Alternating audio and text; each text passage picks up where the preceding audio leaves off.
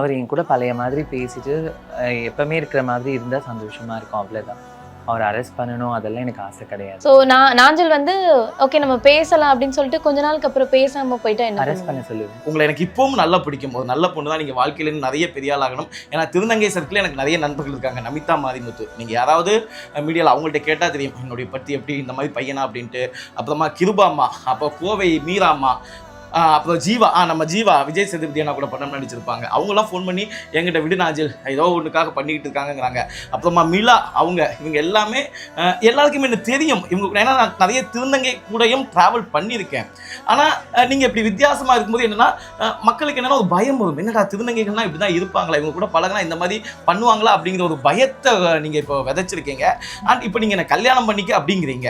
சரி, ஒருவேளை உண்மையாக நான் உங்கள் கூட லவ் பண்ணியிருந்தேன், உங்களை உண்மையாக நம்ம கூட அந்த மாதிரி தொடர்பில் இருந்தேன், அதெல்லாம் பாலியல் குற்றச்சாட்டுலாம் இதெல்லாம் என்னால் பொறுக்கவே முடியல.